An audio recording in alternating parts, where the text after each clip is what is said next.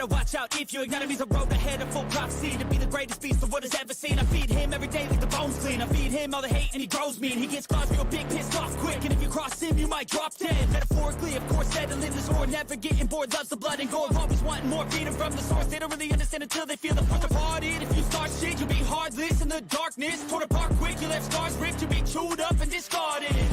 And this world ain't right, won't accept it. Negative energy, I expect it. Once it's in your mind, it's infectious. So fight for your life and reject it. You better give me space, I'm protective. My adrenaline spikes when I'm threatened. And if you stay in my way, I'm aggressive. Cause when there's no exit, I'll kill when I'm desperate.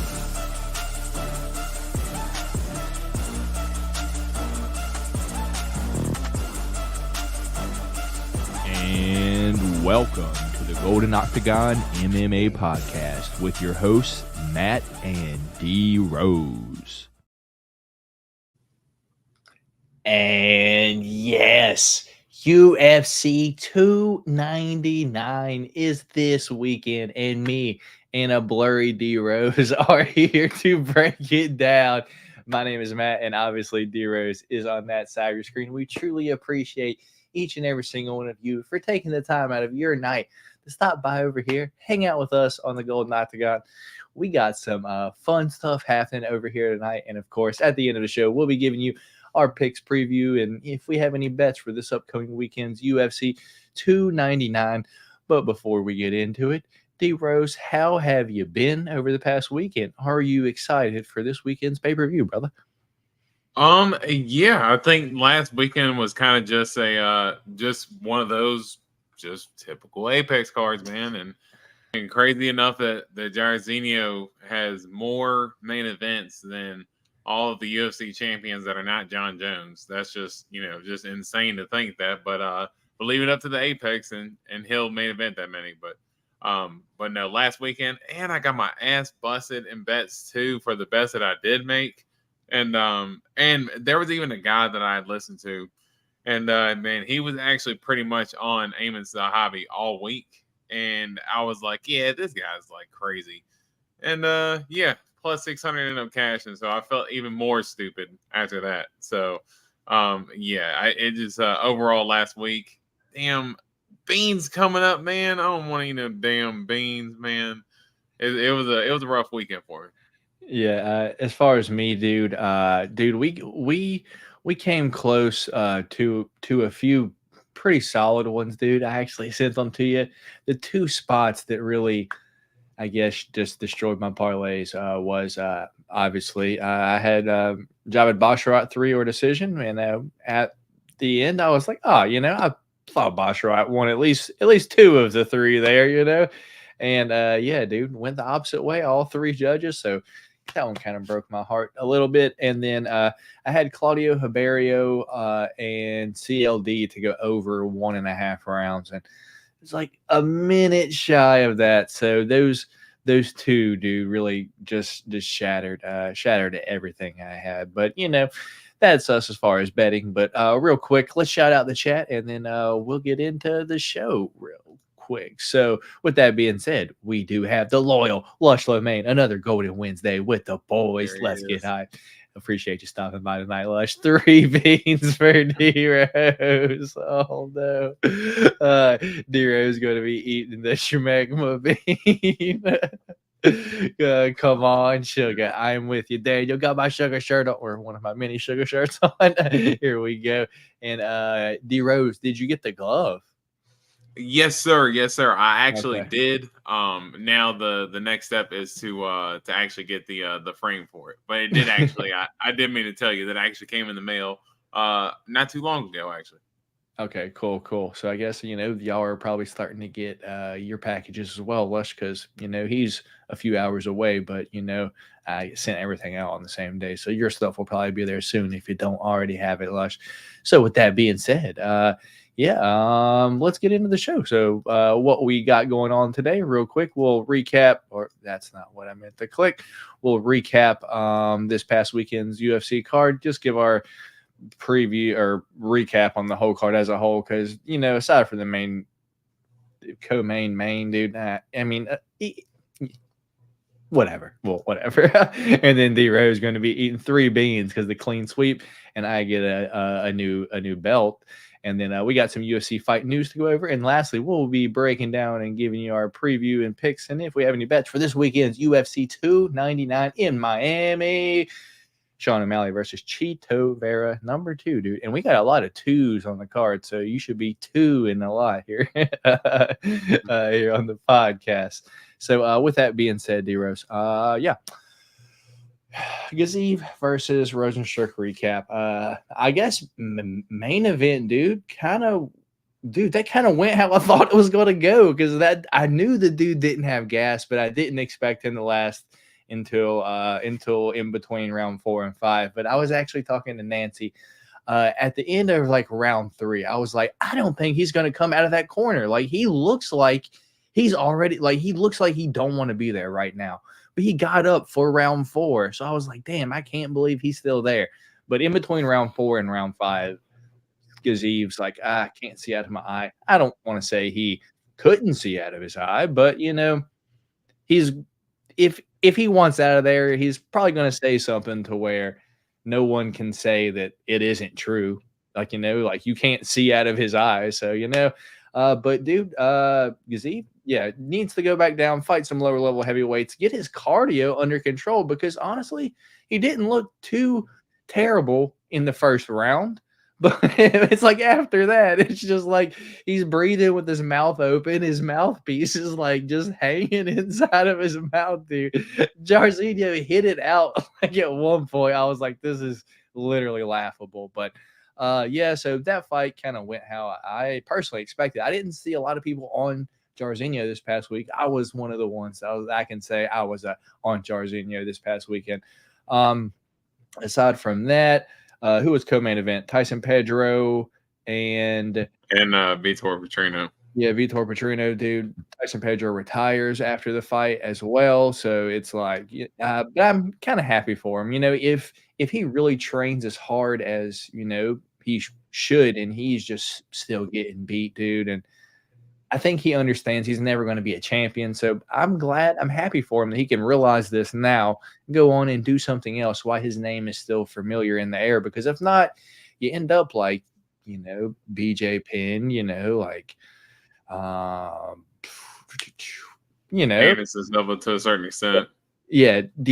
Sanchez. And not to say Tyson Pedro's a legend, but you don't want to see him continuously go out on a bunch of losses like that. Yeah. So I'm glad he can realize this now while his name is, familiar still, and you go on, do something else better for his career. And then I should probably have the fights pulled up right now, but I don't because I'm an idiot. But yeah, that was kind of a bummer for Tyson Pedro too. I don't know if you heard his comments after the fight when he said that like really, I guess a big reason why he was retiring was because the work that he was putting in versus the money that he was making, it hasn't really been that big of a payoff. And, he had all the injuries over the last few years. So, he took like a 2 or 3 year layoff just to try to, because he was coming off of so many different injuries and he had kind of gotten it all corrected. And now it just seems like, he just hadn't been able to put enough wins together to really kind of sustain making that big time money, and yeah, it's kind of a bummer to hear that he just hadn't been able to make enough money to be able to support to do what he wants to do. Yeah, and since you're going at it and you didn't really give your opinion, what's your thoughts on the main event? As Dave Fish for Days here says, Gaziev lost via diabetes. Yeah, I mean, you summed it up, pretty much. Exactly how it happened, man. I mean, Gaziev came out in the first round, and I thought that he was going to be able to use a little bit more of his wrestling, maybe use like a little bit of ground and pound, because we have seen Jairzinho get taken down pretty easily in some of his fights. So, and as far as his get-ups have not been the greatest, but and as you said, Gaziev looked good in that first round, but dude, after that, when he kept just hanging his face forward with his hands down, and then he's almost acting shocked that he's getting punched because of it. It's like, dude, like that. It was just blowing my mind. And of course, I'm sitting here with the with the sweep on the line. You know, I'm like, dude, unbelievable. Like, you're just gonna sit here and watch him punch you in the freaking face. You're like, yeah, you're just going to watch him jab you for all 4 rounds, huh? And that's exactly what he did. I was like, unbelievable, dude. Just crazy. Yeah, and so with that, let's just go through the main card real quick. Muhammad Mokaev, I guess, looked good, dude, but I really wanted him to finish Alex Perez, and he did, man. So maybe Muhammad Mokaev isn't really that great, I guess. I don't know. I'm like, he's still undefeated, still looks good, but man, dude, you can't finish Alex Perez. You're gonna struggle with the top, dude. Agree or disagree?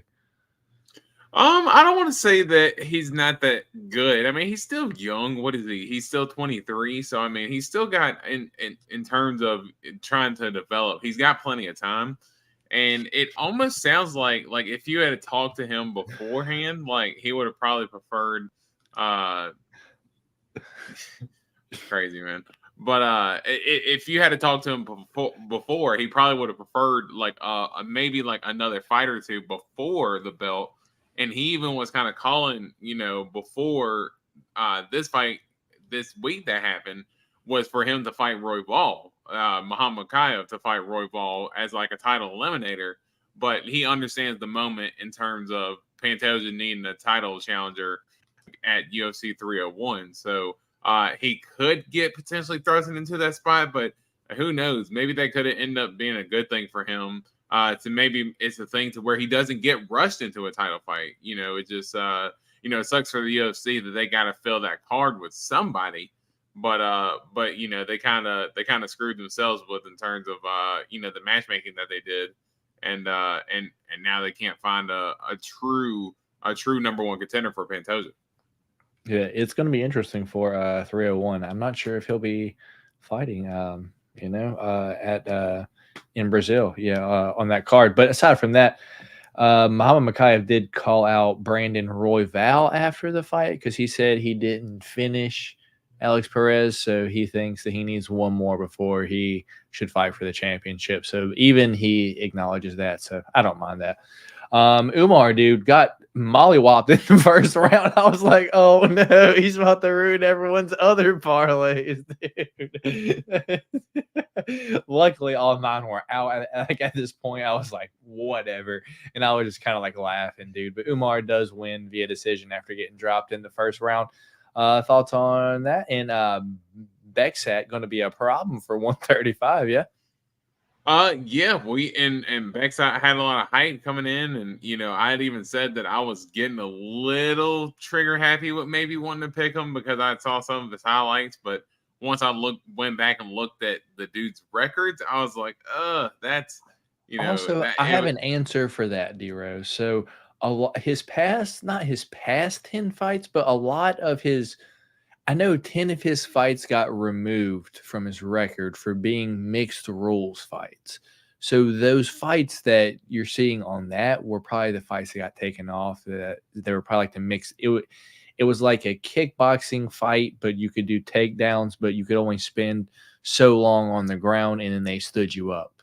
So it's kind of like something like that. So a lot of those fights got taken off of his record like later in the week. So probably a lot of those like records was probably what you were seeing on there as well. Okay. Yeah, no, that makes sense because like I said, I saw a bunch of 0-1s and 0-2s and stuff, and it just it didn't make sense there at first, if I'm being honest. So that's why I was like, something doesn't seem right. But yeah, I wanted to pick him. I didn't. I ultimately went with Umar, and he came out there like a ball of fire there, rocking Umar early, but yeah, Umar just ended up going the Nurmagomedov way and was able to use his wrestling to ultimately and his kicks, his kicks are nasty. And he's always had very good kicks, but his kicks and his wrestling just to ride out to the decision. So he just did what he had to do to keep him moving. And I do like the Sandhagen call out for him, just to kind of maybe get that matchup going, just because I think Sandhagen really is the only guy who would fight Umar, at this point in time right now. I'm surprised the fight wasn't already made, but I think now Sandhagen's waiting for the winner of Chito versus O'Malley, but I think Moroz might be getting that next shot. So he Moroz will is. probably already have to be fighting again like already. So it's like I don't really understand that or why he didn't at least take one of those fights against like Moroz or who am I? I just not said his name. Umar. Yeah. Well, remember, it was supposed to be for the Nashville card that you went to, and Umar got hurt. Yeah. So I don't. So I mean, it wasn't necessarily Corey's fault. You know what I mean? So I guess I can understand what Corey's trying to do, but I think Moroz has pretty much made himself, undeniable in terms of him being next for the title shot. So that's why for Corey, I think I don't think it was anything that he necessarily done. I just think Moroz just made himself undeniable. But I think that Corey and Umar, I think that's a very logical fight to kind of run next. Yeah. Anyway, so opener of the main card was Steve Erceg match now. Steve Erceg crush match now. 30 seconds into round 2. Dude, that fight, I mean, I don't want to say I told everyone so, but I mean, I saw that one coming a mile away. You on the other hand thought that one may be going to decision. I guess at first I was like, "Ooh, this fight could be close." But then, dude, round 2, just Erceg just landed just the cleanest left hook of all left hooks. And then Tyone after the fight, dude, went to match now was like, I don't know what was louder, him hitting you or you hitting the ground. And then hits his chest and then says, you'll see it on the replay. Like, damn, Tyone, that's so fucked up. Like, Jesus, this dude just got knocked clean out. And you're like, rubbing it in his face, like that's awful, dude. Anyway, like, damn, the ref over here clowning you, bro. What the hell? I know. Thoughts on that fight, man? Yeah, no, I mean Steve Erceg, dude, he's sharp, man, and I mean that is how a typical Machinel fight goes. I thought Machinel would have been a little bit more cautious, just knowing that he's been finishing his last few for getting a little bit, I guess, gun trigger happy, want to go out there and just get into a brawl, man. And he gets hit a lot. So I figured, try to take a little bit of the slower approach, try to use maybe a little bit of the wrestling. And, of course, I thought that Steve Erceg was going to win, but I didn't think it'd be just a flat knockout just the way he had it. I mean, it's just a clean combo, just a straight to the body, then the left hook over the top. I mean, it was just, just almost like some UFC 5 type of knockout, like a UFC video game type of knockout, dude. It was very clean. And dude, Erceg's gonna be a problem, man. I'm as far as injecting new talent into this flyweight division, I mean, I think he's got as much hype as anybody at 125, and I think it's very much justified with the way that he's been out there and putting on his performances. So yeah, the dude's a baller, man. I mean, yeah, it's the 40-year-old virgin, man. That dude's a baller. Yeah, dude. Speaking of video game knockouts, we had a crazy one. Vinicius Oliveira jump fly knee Bernardo Sopai, dude. That was everywhere, dude. I'm sure you saw that one. That was pretty nuts, yeah. Yeah, and the fight was actually pretty good too. And I even messaged you before that fight happened, and I said, dude, I actually went back and looked at some highlights of Bernardo, and I was like, dude, he's actually pretty solid. I was like, man, I might have regretted, which that bet never hit anyway. But I was like, I might have regretted putting a little money on Vinicius, and yeah, they're in the first round. I was a little bit nervous because I was like, man, Bernardo looks good, but man, dude, that knee, the way he set it up too with the leg kick to the left hook. I know he missed the left hook, but Bernardo's leg was so chopped down at that point. He's like limping and trying to run to the cage almost, and then just to throw the freaking Masvidal flying knee, dude, just absolute savage. And yeah, that right now could very well be a knockout of the year. I don't think anybody would be mad about that. Yeah, dude. Yeah. So, with that being said, D-Rose, I would like to kind of bring a little segment. If you could pick one card from this past weekend that gave you one that didn't lose, but one that you still won, your peach hole lemon moment of the week. Mine was personally when Jamie Pickett dropped Eric Anders first round. I was like, oh no, dude, this is not how it should be going. So when Eric Anders dropped Jamie Pickett, or when Jamie Pickett dropped Eric Anders in the first round of the main event, the prelims this past weekend, I thought, I was like, oh no, this fight is not going how it should be, and we still get more Jamie Pickett. But dude, after this, Jamie Pickett retires. Thankfully, we don't have to see any more Jamie Pickett in the UFC. Kind of sad that I can't bet against them anymore, though, dude. Any thoughts on that, or do you have a peach hole lemon moment of the week? Yeah, for me was personally, I wasn't able to watch the whole card live as it happened. I went back and I watched most of it, but I was able to kind of watch like the first fight, the Loic and the Radzhabov and the Al Sawadi fight. So seeing as soon as Al Sawadi lost, because I saw there in the first round was a little tough for him, but then Al Sawadi was able to kind of get it right back there in the second round.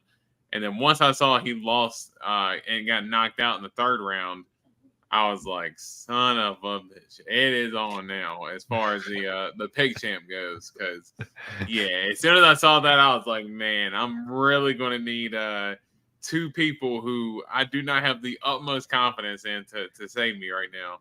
And yeah, that was the start of the absolute downfall of my weekend.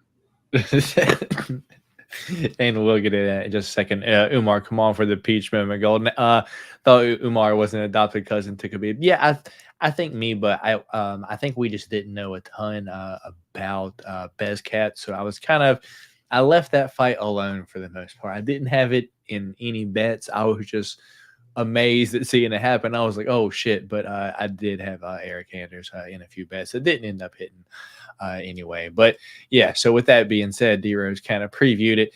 It's bean time. So this past weekend, we had 3 different picks for the pick champ. First fight of the night was Loic Radzhabov versus Abdul Karim Al Sawadi, where I did go Loic Radzhabov and D-Rose did go Abdul Karim Al Sawadi. Our next 2 fights were on the main card, and they were the co-main and main event, where I did go Vitor Petrino and D-Rose did go Tyson Pedro. And our last one, so I had already won at this point, so I am and new pick champ. So I sent D-Rose the little eyes. So got to get my pick champ strap out, and new this week, pick champ already. D-Rose is the loser this week, so I am new. The strap is back over here on the golden side.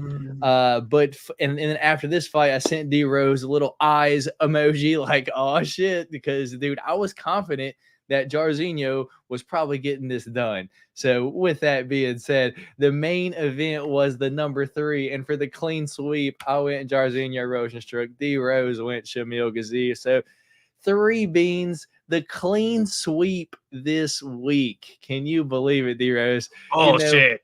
Like, although I have been eating the beans all these times for, losing the pick champ, I get the first clean sweep. So I haven't had to eat the 3 beans yet. D-Rose is the first one to eat the 3 beans. So look at Lush. It's time. It is indeed. So, all right, Bruce Buffer. Yeah, so how it goes over here, the loser of the pick champ has to eat these Bean Boozled. So me and D-Rose got some boxes of Bean Boozled here. Their flavors vary from liver and onions to cappuccino, dead fish or strawberry smoothie, old bandage or pomegranate, booger or juicy pear, dirty dishwater or birthday cake, rotten egg or buttered popcorn, stink bug or toasted marshmallow, stinky socks or tutti frutti, barf or peach, and lastly, toothpaste or blueberry. D-Rose giving his box a solid shake here. Oh shit, that's a red one. Old bandage, gross. That one's my least favorite. I've already got that one twice. I've already got that one twice. Dinner time. Oh man, we got. I think we got. That looks like 2 of the same one. I can't tell. Well, it's not awful. Maybe you'll get 1 good one, 1 bad one.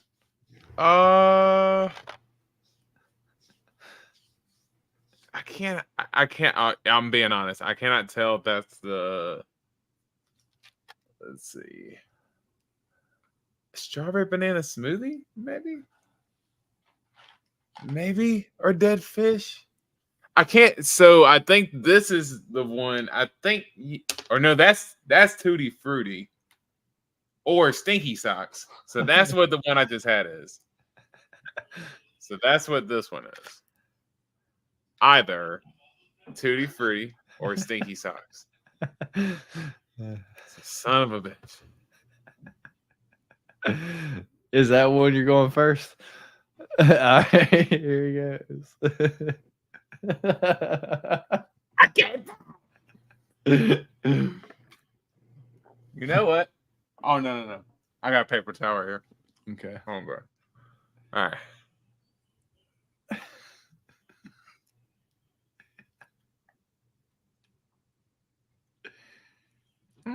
Okay. I'm rocking. I was like, it can't be bad if it's still in his mouth at this point. All right. It's a Tutti Frutti. Okay. We'll take it.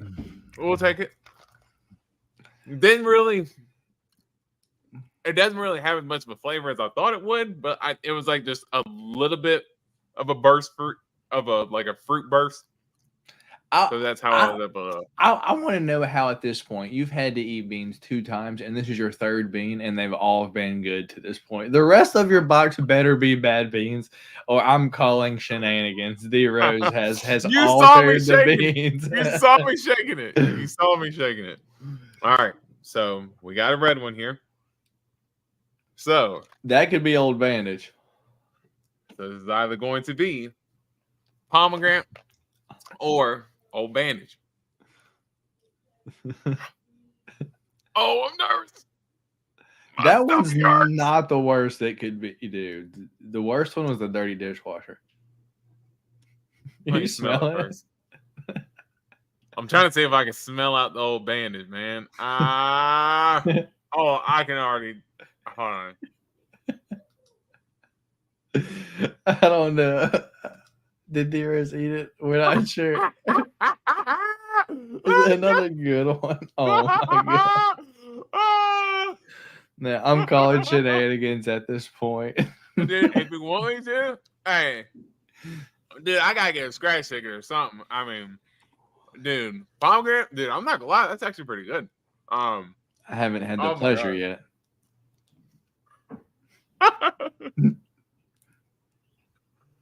Oh gosh. I'm upset at this point. If D-Rose does not get a bad bean at this point, I'm calling shenanigans. Okay. So like we need a new box ripped on camera. So I cannot tell if this is oh gosh. This might be Stinky Socks. Because I think this is the same color as the one that I had earlier. Would you agree? I think it looks like it looks like possibly. I don't know. All right, here it goes.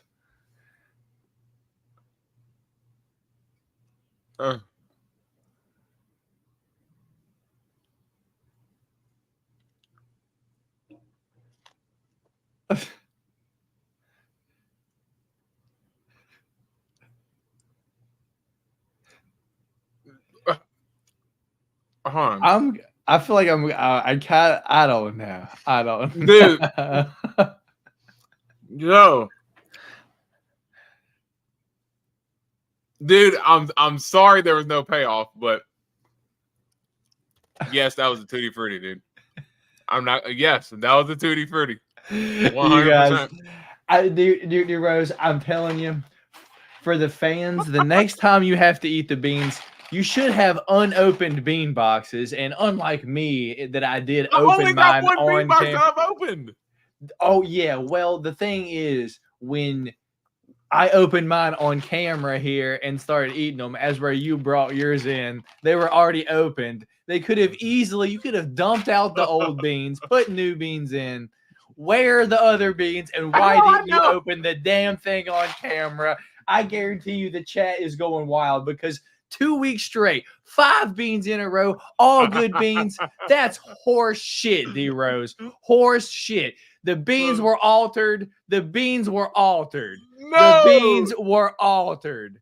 Absolutely Beans not. were altered. Look, we want Absolutely pain. not. Look, no way. He swapped the beans out with good ones right here. Paying for all the parlays we missed. Did he leave the screen? Look at this. I'm taking D Rose bets this week. Shenanigans from Lush Lomain. I'm tailing D Rose. He is lying. The beans were swapped. He's hiding on camera. Beangate. They're right Beangate. here. They weren't opened on camera, D Rose. D Rose cannot be trusted when it comes to beans. It is official. What a loser. What a loser. Next, look at this, right? Like, how crazy is that? Like, of course, D Rose didn't switch the beans. He just gets 5 good beans in a row. It's very easy to go to Food Lion and get fucking Jelly Belly fucking jelly beans and dump the bad ones out and swap them out. No, these were it. These are the real things. That doesn't, you showing them doesn't mean you didn't change the beans, D Rose. No, they're the real things. I'm with Lush. Beangate. There's no way he got 5 good beans straight. I am offended that you would come at my integrity. Beangate. Look at Lush. Beangate. D Rose swapping out beans. That is unbelievable. The D in D Rose stands for dishonest. Eat another one. Oh, look at this. Let's go. I cannot believe you guys would come after my integrity. At least like we this. know now I'm fair over here. I haven't swapped out my beans. When I get a bad bean, I'll eat it. And if it tastes terrible, I might throw up on camera. And that'll be fun content for you guys to watch. As where D Rose is going to be a complete little bitch about the whole thing and go swap out his fucking beans for ones he bought at Food Lion. So anyway, until D Rose gets a bad bean, which is going to be never because he changed out his beans. We will know, he ain't going to be eating bad beans over here. So with that being said, let's get into the UFC news and fight announcements for this week. So I'll share my screen and we will get into it. Well, that's not the right button. That's the invite button. So share screen. Well, hey, it's only because the way it's played out at this point, D Rose. If you would have gotten at least 1 bad bean, there would be no question. But the fact that you've gotten 5 straight good beans is kind of little eyebrow raising. I'm not gonna lie. Here we go. We can come check the. That's awesome. They sent us. I live in the Transat Island of Paradise. The Rose is definitely an awesome. All right. So our first fight announcement that we have is none other than Court McGee. Apparently, still going to be fighting Alex Moroz, added to UFC Vegas 89 on April 6th. You care about that one at all, D Rose? Weird fight for Alex Moroz to take. Normally he's fighting. Well, I guess not too much because he is good for fighting on. Beating up on older fighters as well. So, but Alex Moroz should run through him. Yeah, I think Court McGee tough though. Court McGee is tough. So up next we do have Ramiz Brahimaj taking on Themba. That is UFC Vegas 92, May 18th. You care about that one? Solid fight. I think Themba got a lot of attention from his last fight, and then people kind of going back and looking at his story and kind of how he came into the UFC. So yeah, he's got a lot of momentum behind him, and I'll be excited to see him. See him next. All right. The next one, which is one I'm personally interested in, dude. Clash of Styles here. Up at 155, we do have Chase the Dream Hooper taking on Slava Claus, Vyacheslav Barshov. May 11th, dude. What's your thoughts on that bad boy? Yeah, that was actually a really good fight. Slava Claus, I mean, super potent striker. And I think he's worked on his takedown defense a lot since he's been in the UFC, but he, that is still a hole in his game. And as you said, a clash of styles. And Chase Hooper, we know that, he tries to go in there and use his striking a little bit, but man, his striking is just not the greatest. He needs to just take it down to the ground where he's best at. And yeah, I think that's a really good fight. You see Jim Carr collecting next week. D-Rose fakes a bad beat. You can't even be trusted, even if you do get a bad one. They're gonna be like, he's just faking it. He's just faking it.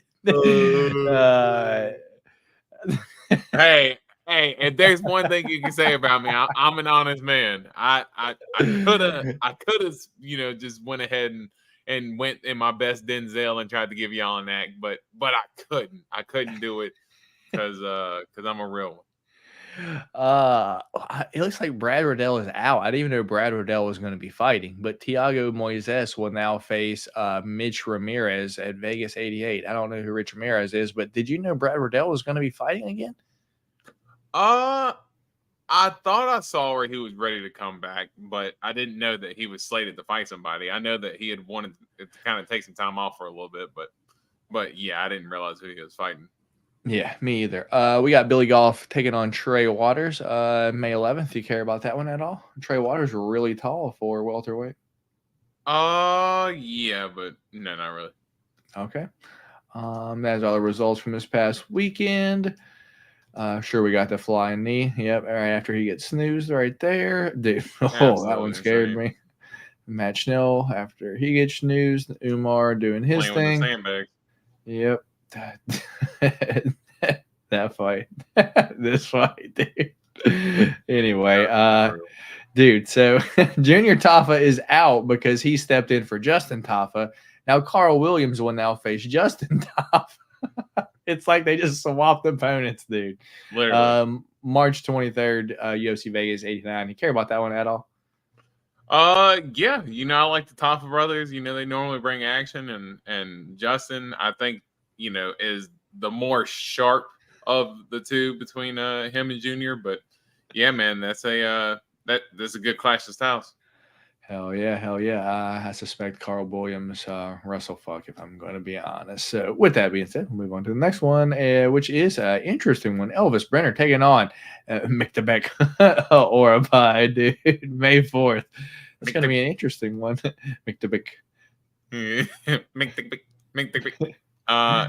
Dude, yeah, that's actually a really good fight. I became a huge Elvis Brenner fan since he's been in the UFC. The dude puts on nonstop action, and McDebeck, that dude, he looked like an absolute savage against what was it, Uros Medici? And I know Uros Medici was a former 155er as well, but the way he was able to kind of take Uros Medici down with ease, I mean, that's that was good on his part. So that's a great clash of styles.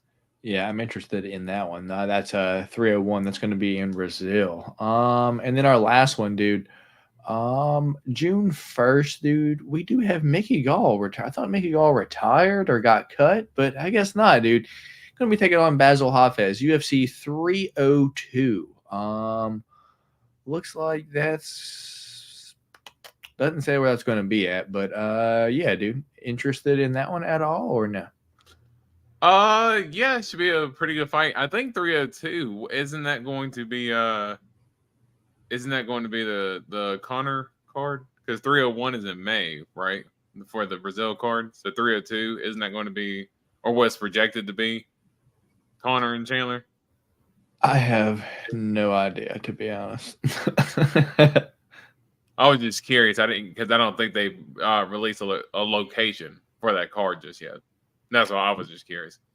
Yeah, I'm not sure either. Let's see. These two guys have some faces on them. All right. So with that being said, D-Rose, let's get into what everyone's really here for. UFC 299, O'Malley versus Chito. Number 2, our preview, our picks, and if we got any bets, we'll go ahead and give those to y'all, or what to look out for this weekend. So let's get our screen pulled up here. And man, we got 14 fights, and they're going to be a good 14 fights. D Rose, personally, right now on paper, best pay-per-view of the year, in my opinion. Could 300 top it? I guess we'll see, but depending on the outcome, I think that's what we're going to determine it by. But what's your thoughts on the card as a whole? Or I guess hold on. What's your excitement level? And then I'll give you the fights, and then I'll ask you for your grade of the quality. How about that? I mean, it's a good card to where I'm taking in a lot of the pre-fight coverage, as far as a lot of the pre-fight press conferences and pre-fight interviews and things like that, to where I'm normally not taking in that much on like a normal UFC fight week. So I pretty much watch most of the embeddeds up to this point. I normally save them till the end of the week. So you normally watch them on about like Friday or so, kind of like in just one big clean sweep. But yeah, I've actually been pretty excited for this card all week, man. And just looking at betting lines and everything. Yeah, it's a super fun card, and as you said, definitely at this point so far, the best lineup of the year so far. All right, I'm glad you're excited for that as well. Lush is ready to go, taking notes, and Lush earning his paycheck. All right, D-Rose. Clocking in, baby. So with that being said, Saturday, March 9th, 2024, the early prelims are going to be taking place starting at 6 p.m. on the East Coast at the Casa Center in Miami, Florida. We do have 14 fights headlined by none other than Sugar Sean O'Malley taking on Marlon Chito Vera. Number 2, we do have Dustin the Diamond Poirier taking on the God of War Benoit Saint Denis in the co-main event. In our feature fight of the night, we do have Kevin the Trailblazer Holland taking on UFC newcomer, long-awaited Michael Venom Page. And also on the pay-per-view card, we do have Gilbert Durinho Burns taking on Australia's Jack Della Maddalena. And opening up the pay-per-view card, we do have Piotr No Mercy Young taking on, I believe his name is the Kung Fu Kid now, D-Rose, Song Yadong. Main event of the prelims is Curtis Razor Blaydes, and he is going to be taking on Gelton Malhadinho Almeida. We do have newly renamed Caitlin Cerminara, also known as Caitlin Jukagian. She's going to be taking on Macy, the future Barber. We have Matus Gamrot taking on Rafael Dos Anjos, or RDA for most people that are familiar with him. We do have the young Punisher Pedro Munoz taking on the Matrix Kyler Phillips. We have Michel Demolador Periera taking on Lord Mikhail Oleksiejczuk. We've got Felipe Lins taking on the Hulk Iwan Cutelaba. We've got UFC newcomer, Taekwondo Olympian heavyweight, probably the biggest guy in the UFC currently and the biggest reach in UFC history, Robles Despainge, I believe. Despainge. I don't know how you say that. We'll find out Saturday when I hear John Anik say it. He's going to be taking on the lowest level heavyweight in the UFC, to be honest, Josh Parisian. We've also got CJ Vergara taking on Asu Almabaev, and opening the card, the curtain jerker, if you will, we've got another 2, Joanne Wood taking on Marina Moroz, the Iron Lady. So that's where we're going to start at. So we'll go ahead and click that. D-Rose, grade the card overall. What's your thoughts, brother? Grade on the card. I apologize. Yeah, I mean, I think, top to bottom, I think it's an A. I think even, as far as the first fight, hey, Papa Chuck, what it do? Yeah. Hey, what up, man? But no, I think top fights from top to bottom, dude, it's absolutely stacked. I think even the first fight for Joanne Wood and Marina Moroz, that's not the highest level of fight, but that's a pretty good quality fight for to start the card off with. And it only gets better from there, man. So, and each fight, I think, has a bit of stakes that, kind of advances someone forward in terms of title shot, or, creating them a bigger name for themselves, or, it's just a lot of, and there's a lot of guys who are potentially going out the door. They're young guys who are coming up, trying to, earn their shots. Just a lot of different style matchups, and that's what makes the card so exciting. Yeah, dude, I'm for sure definitely interested. As I said, probably the best card on paper, in my opinion, of the year. And I am definitely interested in these fights this weekend. So let's get into it. First fight of the night, we do have none other than Joanne Wood taking on Marina Moroz, number 2, D Rose. These females, women, these ladies, first fought, I believe, back in 2013 or 2015. I don't know, one of the two. It was Marina Moroz's first fight in the UFC where she won via armbar. She kind of just pulled guard on Joanne Calderwood at the time and armbarred her, I think 2 minutes into the first round. Since then and currently, Joanne Wood is 16-8, lost 3 of her last 5, but won her last fight via split decision over Luana Carolina. Lost 3, and then 3 years ago, she did have a win over Jessica Ai, which doesn't really say a lot. Also, let it be known that she has talked a lot about retirement this week and how this was her last fight, but I feel like she's already retired already, so I'm not sure what's happening there. On the other hand, Marina Moroz, 11-5 overall, won 3 of her last 5, but lost her last 2. Karina Silva submission, which, kind of makes sense. And then Jennifer Maia decision. But, Jennifer Maia's got that clean boxing, and she just boxed, the Iron Lady up that whole fight. Currently, I don't have it up. Joanne Wood is 38 years old, 5'6", and a 65.5-inch reach, while Marina Moroz is 32 years old, 5'7", and a 67-inch reach. So Marina Moroz is going to be 6 years younger, an inch taller, and have an 1.5 inch reach advantage. And currently odds for this are a -230 for Marina Moroz and a +176 for Joanne Calderwood. D Rose, we got a lot of fights to break down, so I'm going to keep this one short. I think, I know we don't like to pick Marina Moroz because, she's online, popping her holes and all that. But, going up against the 38-year-old, let it be known to everyone that she's retiring this week after this fight. This fight's already happened once. Marina Moroz is still fighting. She's still, maybe her OnlyFans now gives her freedom to focus on strictly training and not have to worry about, let me get another job so I can, pay for my training and all that, as well as fighting in the UFC. So maybe that offers her the chance at just training full time. And I'm hoping that's what happens here. Give me Marina Moroz to do the same thing that happened the last time. Give me Marina Moroz to submit Joanne Calderwood, because that's how Joanne always loses. What's your thoughts here, and which way are you going here, brother? Yeah, I feel like I'm always surprised by Marina Moroz's age. Every single time I see her, I'm like, man, she's only 32. Like, I don't know. I just feel like she was like 38 for the longest time. Then all of a sudden, she came back from like 3 years off and was 32. I was like, how did she get younger after taking time off? But no, man, I really want to go. You know what? I'm going to screw it. I'm gonna go Joanne Wood. And look, Marina Moroz, hey,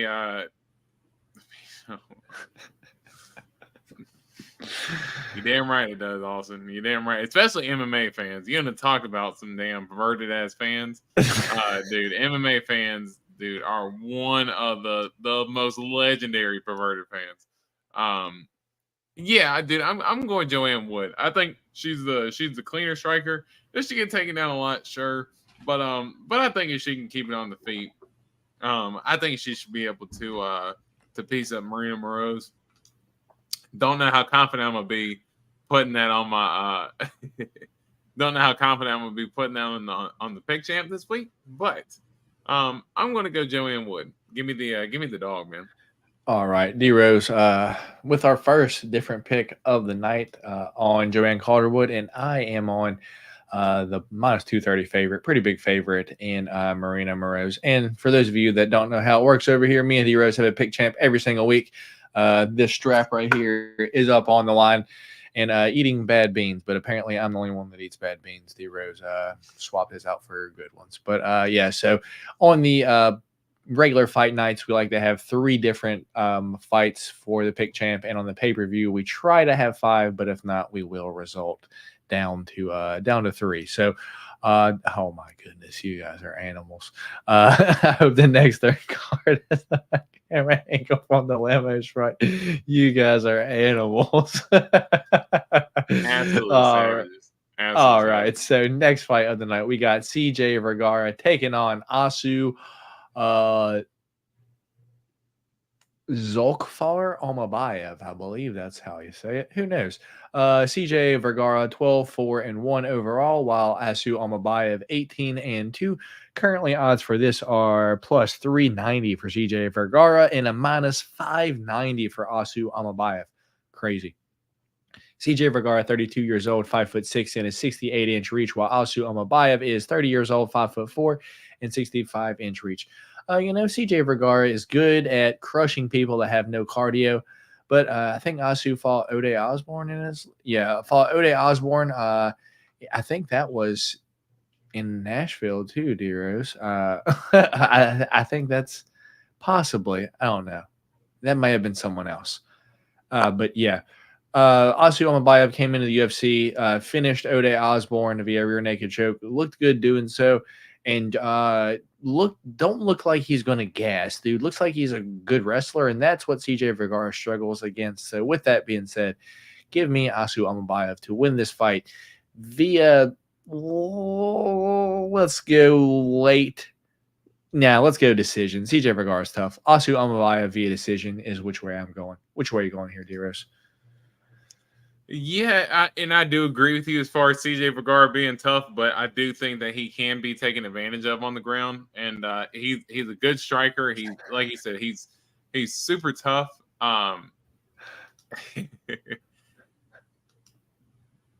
Yeah, I think when Mackenzie Dern makes the OnlyFans is when the internet truly gets shut down. But no, I think Vergara, good striker. He's got a dog mentality in him. He's always going out there for the finish, but he can get taken advantage of on the ground, as far as defensively goes. And, he has been submitted before in the UFC, and Almabaev, the dude, he's a savage at going for the rear naked choke. That's his favorite choke, man. And I think he does get the sub. I think let's say maybe second or third round submission. I don't think he gets it early, but I think he just continually puts the wrestling pressure on him until he gets Vergara to tap. So I'm going to go Almabaev by submission. I don't hate it, D-Rose. I don't hate it. That's kind of which way I was going. I was like, do I do round 3 sub or do I do decision? So remember, like round 3 or decision probably isn't the worst play ever if you don't think that he gets the sub, but also that sub round 2-3 might be pretty juicy as well. I might have a taste of that this weekend. So me and D-Rose both on Asu Almabaev this weekend.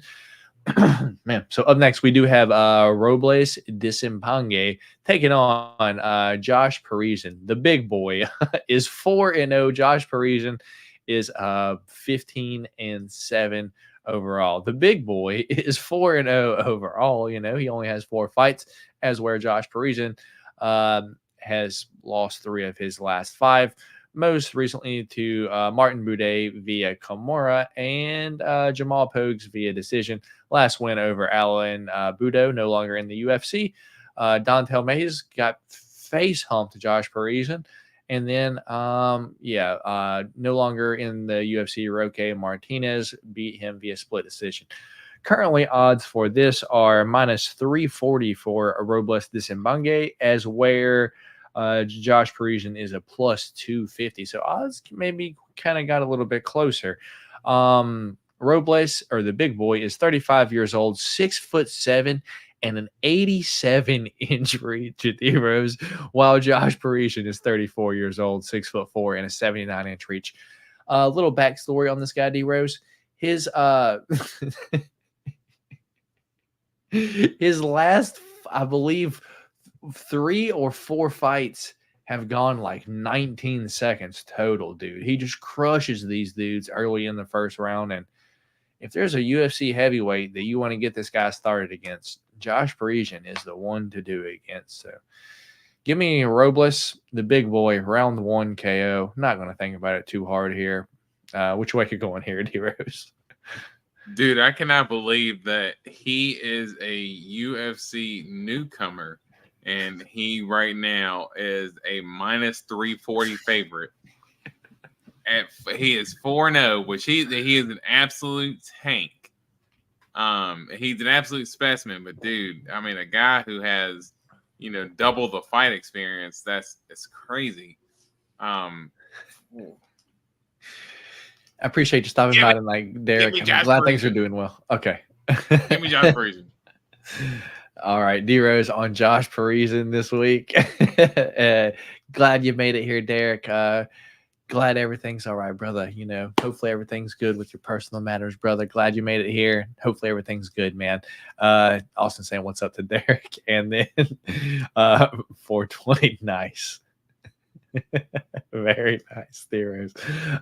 So D-Rose on the dog this week in Josh Parisian. Scary, dude. You better hope that one ain't the pig champ. But, trying to get 5 might be scary. I'm on the huge favorite, the Taekwondo Olympian, Robles Despainge, crushed Josh Parisian in round 1.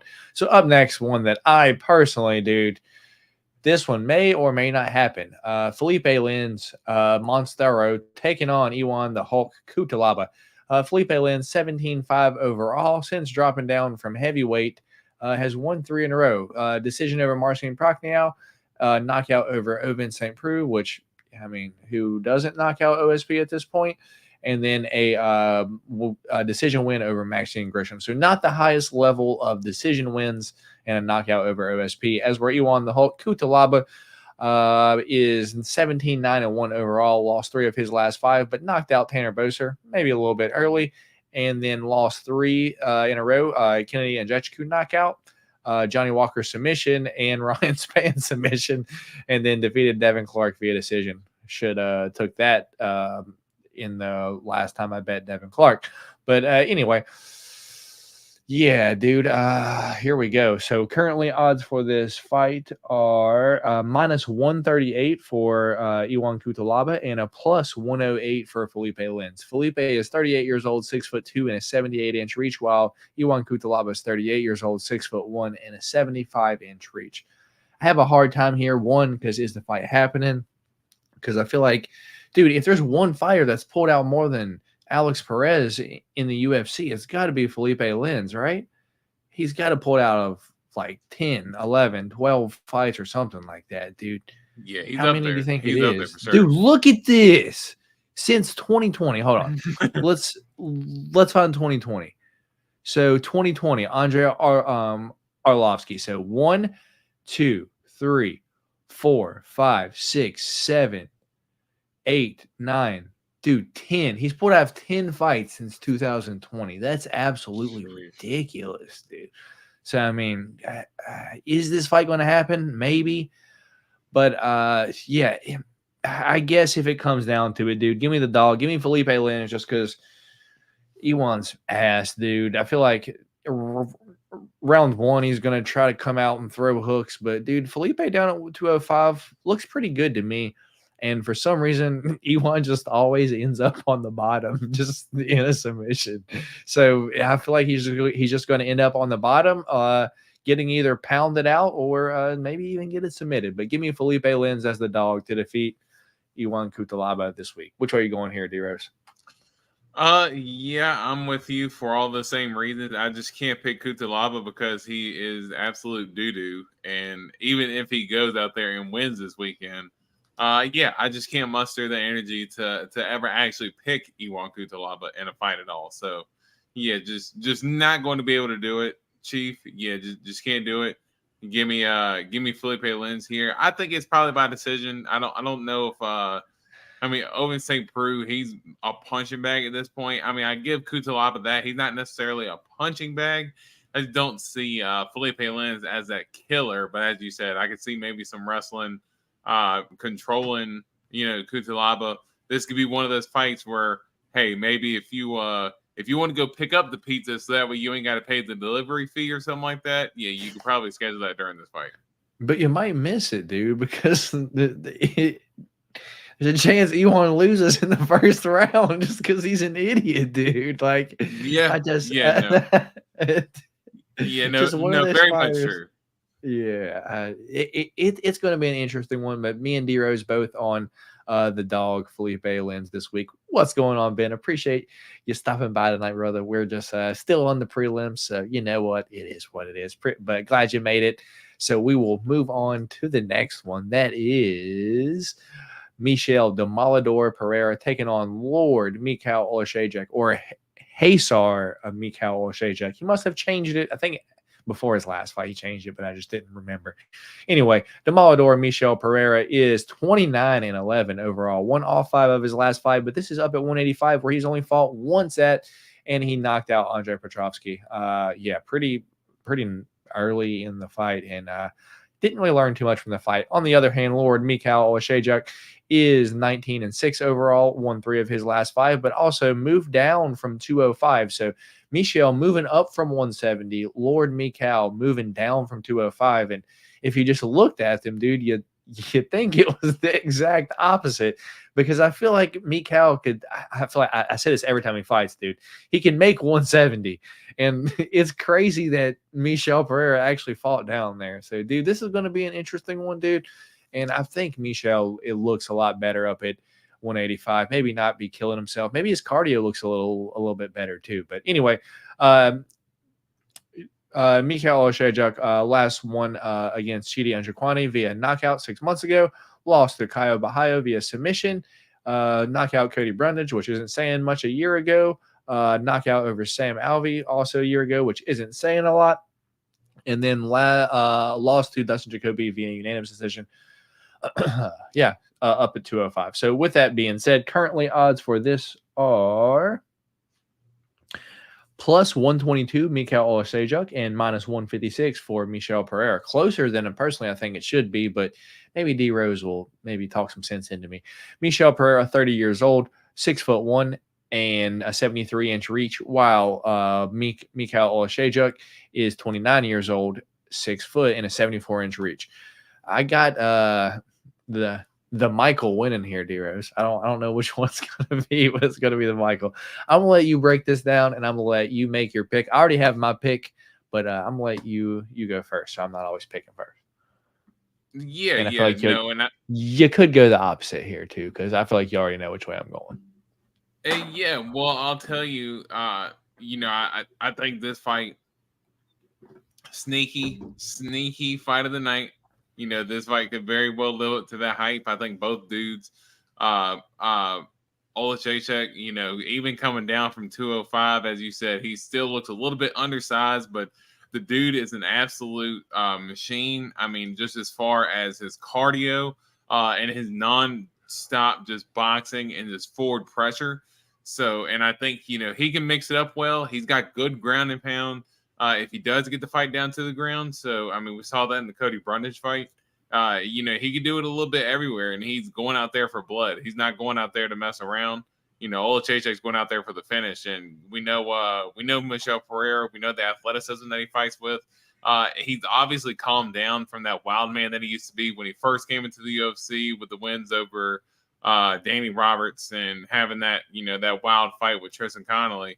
He's really calmed down. Price fight too.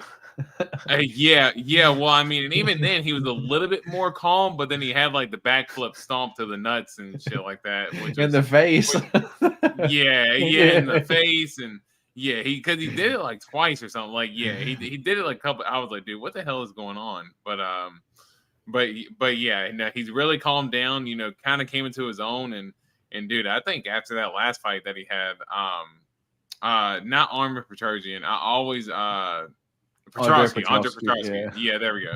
I always end up mixing the two up. I don't know why, but they got similar names. It makes sense. Yeah, very, very much so. But no, I thought after that last fight, man, for Periera, dude, I actually thought like he went up to middleweight and got like, obviously he got bigger, but it looked like he got like taller.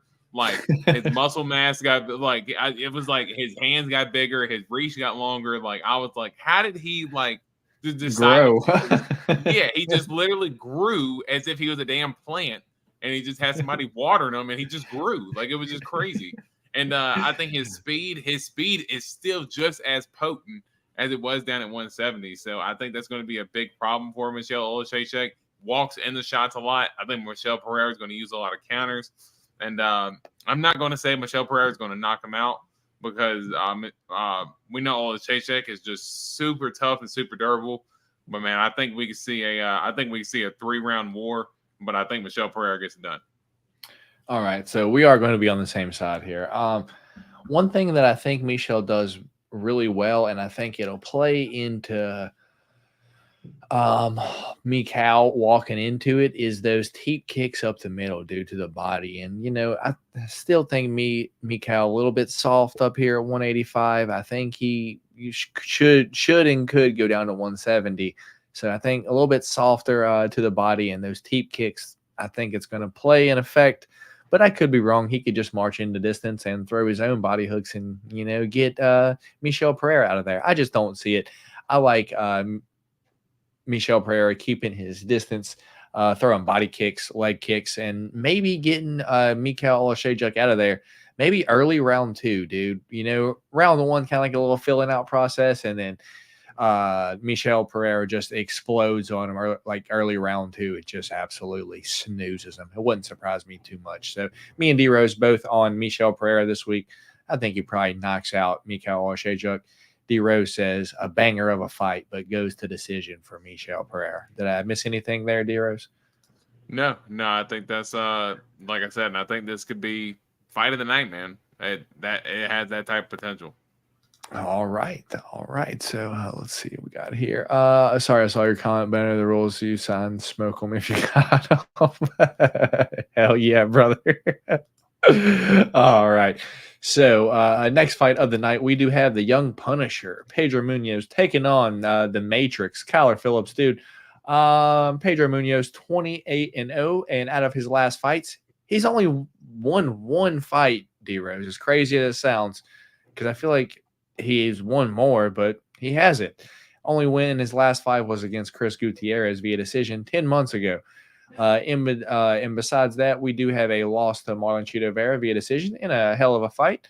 We do have a no contest, Sean O'Malley eye poke, year and 7 months ago, D-Rose. But, I mean, still to this day, Pedro Munoz's opposite eye was swollen up from the one that he said he got poked in. So, dude, maybe O'Malley's just got something, dude. We'll talk about this weekend, though. Lost to Dominic Cruz via decision, and Jose Aldo lost to him via decision as well. Kyler Phillips, on the other hand, 11-2 overall. In his last 5 fights, he has beaten Hani Barcelos.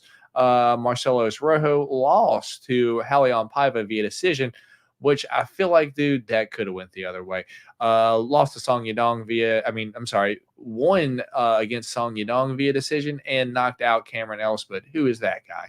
You know, so out of, dude, Kyler Phillips in the UFC could be undefeated, I believe, dude. But, you know, that one fight against Raulian Paiva was a close one. Currently, odds for this fight are plus 180 for Pedro Munoz, minus 235 for Kyler Phillips.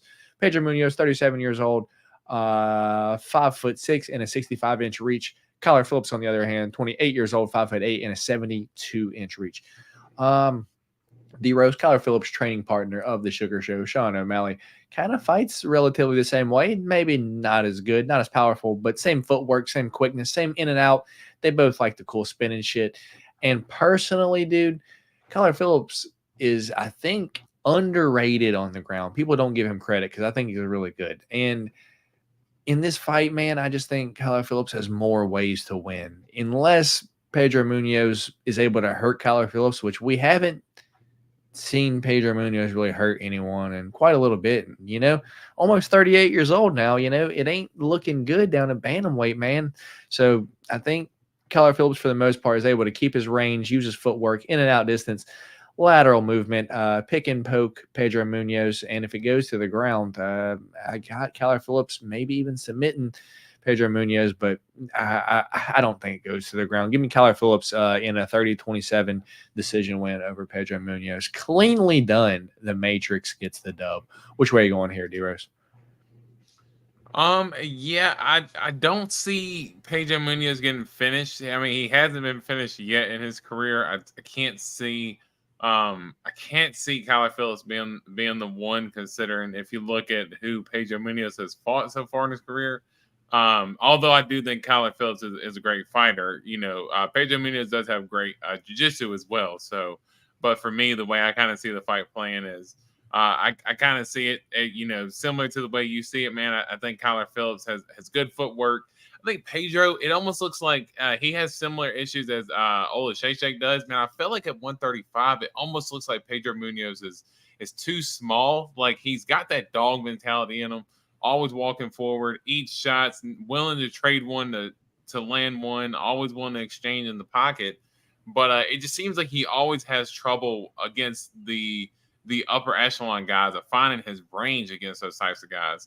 And I think Kyler Phillips is a guy who, in his fight with Song Yadong, used his range really well. And I think Pedro Munoz is a lesser version of Song Yadong. So I think Kyler Phillips should be able to get the decision there. All right. Me and D-Rose both on the Matrix. Kyler Phillips via decision this week. So we'll move on to the next one. And I see a lot of people on the dog here this week. We do have Matus Gamrot taking on RDA Rafael dos Anjos. Matus Gamrot is 23-2 overall. But, this fight against Beneil Dariush, I feel like that fight improved him a little bit, D-Rose. And, it was a good fight. Me and you watched that one together. You picked Benny D. I was on Gamrot there, correct? Or did we both pick Gamrot there? No, I picked Gamrot as well. Yeah, I picked Gamrot. Yeah, okay. And on the other hand, Benny D, but I picked Gamrot. Yeah. On the other hand, RDA 32-15. In his last 5 fights, he is 3-5 with a loss over Vicente Luque. Just got wrestled a lot, which people should look into if you're betting on this fight. Brian Barberina choked him out, dude, but not surprising. That's how Brian Barberina loses. And then down at 55, which this fight is, right? This fight's down at 55? Yes. Yes, it is. Okay, cool. Knocked out by Rafael Fiziev nastily, and then beat Hanato Makano up at 70, and then 3 years ago beat Paul Felder via split decision. Currently, odds for this fight are -430 for Matus Gamrot and a +300 for Rafael dos Anjos. Matus Gamrot, 33 years old, 5'10" and a 70-inch reach, while Rafael dos Anjos is 39 years old, 5'8" and a 70-inch reach. D-Rose, RDA can still win at this point if he can do what he wants to do to enforce his game plan on you. So if he can go out there and wrestle you and, choke you out, he's going to beat you. And that's what he's going to do to beat you. But I feel like if a person's going to put up some resistance against the wrestling and, maybe put him on his back, dude, I just don't think he has a whole lot to offer. So give me Matus Gamrot to probably win this fight via decision, because I don't think Matus is really finishing any, late night snacks even, on his off camp time. But possibly late sub for Gamrot, but I like Gamrot via decision. Which way are you going here, D-Rose? Yeah, I think it's so weird the way that Gamrot's career has kind of played out over the last year or so, because how does he go from being the backup fighter the backup fighter, emergency fighter in the Charles Oliveira and I know the Fiziev fight, so that was a weird one where Fiziev ends up getting injured and whatnot. And this one, dude, I think he lost the Jalen Turner fight. See, I thought he won that fight, and it was a close fight, and I thought he won, but it's crazy how he goes from being the backup fighter to now it's like, oh, well, now you're fighting RDA. And it's like, huh? How did I go from a backup in a title fight to now I'm fighting RDA? It's just weird how he's kind of, gone through this roller coaster. But, RDA, legend of the sport, fought the who's who. I mean, you go down that dude's resume and there is not like one dude who was not like elite on there for like, I would say like a 20 fight stretch there where he fought nothing but certified legends. And yeah, he's one of the OGs of the game, former lightweight champion, but I do think that he's a little bit closer to the end of the road. And I do think that Gamrot, he's got a little bit more of a gas tank than RDA at this point. I think he's going to be a little bit more relentless with the wrestling. And if you look at RDA in his past, how he's been able to lose his fights have been by getting wrestled. So I think that's a formula there that sets up perfectly for Gamrot. And I think, Gamrot came in and he had a couple finishes there in a row at one point in time, but since he's been up at the top of the division, he has not been able to reel off as many finishes. But I do think he gets a decision. Uses a little bit of his wrestling, maybe a 30-27. Let's go Gamrot here. All right, me and D Rose both on Matus Gamrot, probably via decision this week. So up next, see if we got a different pick here this week, D Rose. I know this is your girl. We do have newly named Caitlin Cerminara, or Chukagian for everyone that doesn't know her as Cerminara, the blonde fighter, if you will. She's going to be taking on Macy, the future Barber. Caitlin Chukagian, or Cerminara, is 18-5 overall, won 4 of her last 5. Last loss was to Manon Fear, dude. We actually did we watch that one together as well? Yeah, that was on the October. Yeah, that was on the Abu Dhabi card. Yeah, damn. She hasn't fought since then. A long time since she's fought, but she's gotten married since then.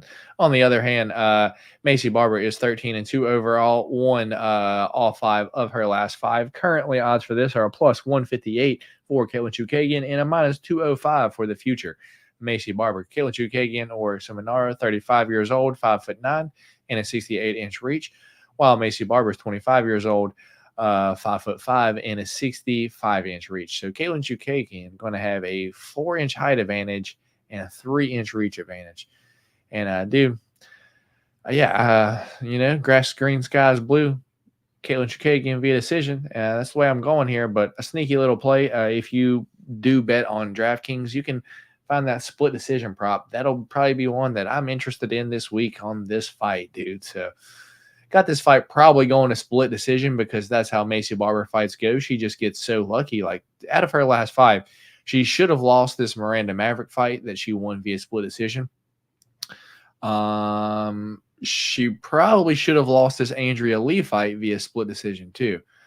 And knocked out Amanda Ribas, dude. So yeah, dude. Both these fighters seem to not be able to lose split decision. So, yeah, give me Caitlin Chukagian to win this fight via split decision. Are you going the other way this week, D-Rose? Yeah, so I am going to go the other way. I want to go Macy Barber, and I think the reason being is that, listening to, as I said, I've been taking some fighter interviews in, and I actually listened to Caitlin Chukagian, Cerminara, Marinara, whatever her last name is. So I was listening to actually her interview earlier, and she was doing a lot of talking about, basically the big reason why she was off was, she's been going through like different fertility tests, trying to get to the point to where she could try to start having kids. And she had even mentioned where she had 2 miscarriages over the last year and some change. So to me, she even said that she's kind of taking this fight to kind of get her mind off of that stuff. But that lets me know that, hey, she's about ready to start a family and kind of call this thing a wrap. She's a little bit older in her career at this point. She's already fought for the title. She's at this point in this division, she's fought the best of the best and been in the top 5 for a long time. But I think she's kind of got one foot out the door here. I don't know how necessarily focused she's going to be. And I like the intensity that Macy Barber's coming in with this week. She had even mentioned, similar to the people who have been able to finish Caitlin Chukagian are the people who have been able to bring the fight to her. And that's what Macy Barber wants to try to do. And I think when Macy Barber fights with forward pressure, man, I know she lost the Grasso fight, but if you go back in that 3rd round, dude, she was absolutely relentless with their forward pressure. Same thing with Miranda Maverick. Whether you thought she won or lost in that 3rd round, she walked down Miranda Maverick. She's very aggressive, man, and that's one of the reasons why I love watching her fight, because she just gets after it every time. And I think Macy's ends up adding it up on her. I think Caitlin's kind of got one foot out the door, and I think that's it's kind of like a perfect storm to get Macy kind of up in that top 5 in the division. And yeah, I think Macy gets it up. All right, so different pick here on this one. I am on Caitlin Chukagian, Cerminara. D Rose is on Macy, the future Barber. So the main event of the prelims, D Rose, we do have Curtis Blaydes taking on Curtis Razor Blaydes taking on Gelton Malhadinho Almeida. So a razor versus a hammer. Yeah, Curtis Blaydes 17-4 overall, while Gelton Almeida is 20-2. Curtis Blaydes won 3 of his last 5 while losing to Sergey Pavlovich via knockout. And 3 years ago, 3 years ago now, D-Rose, crazy. We talked about that one on the podcast. It's crazy that time goes by that quick. Lost by uppercut Derek Lewis 3 years ago. Since then, beat Jairzinho Rozenstruik via decision, knocked out Chris Daukaus, and, Tom Aspinall was an injury. Gelton Almeida, on the other hand, all 5 out of his last 5 were wins. Parker Porter sub, Anton Tarkali sub, Shamil Abdurakhimov knockout, ground and pound, Jairzinho Rozenstruik sub, and a Derek Lewis decision, dude. Currently, odds for this are -113 Curtis Blaydes, -113 Gelton Almeida. So split down the middle, D-Rose, even.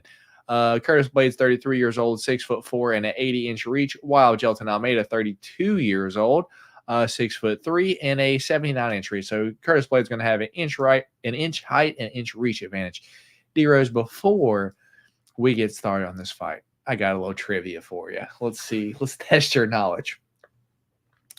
Gelton Almeida has had 7 fights in the UFC, correct?